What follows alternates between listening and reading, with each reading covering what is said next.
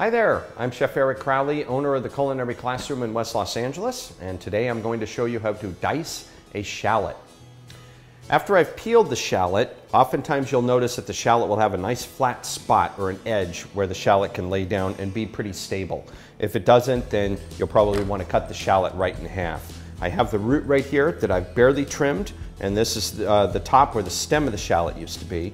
I'm going to take the shallot and set it down on a nice flat section of the shallot with the root pointing away from me, because I want the root to hold all the layers of the shallot together. I'm going to take my knife, have my middle ring and pinky finger around the handle, thumb and forefinger around the blade, and my opposite hand is going to lightly hold on to the shallot with my fingertips curled underneath. I'm going to pick up my knife, get it to leave the cutting board completely, and I'm going to pull the knife down and back like this and start to make some cuts through the shallot, trying to get the edge of, or the point of the knife as close to that root right there as I can without going all the way through it.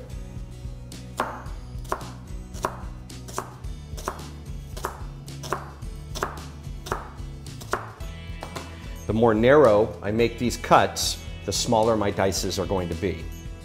After I wind up making my parallel cuts, I turn the shallot 90 degrees, and I'm going to take the same knife grip on my knife, and I'm going to use the back of the blade, leave the cutting board, and I'm going to start to make some perpendicular cuts. Forward and down to cut, forward and down to cut, and after I wind up making those cuts, and make the cuts just as wide as my original parallel cuts, dices start to fall away.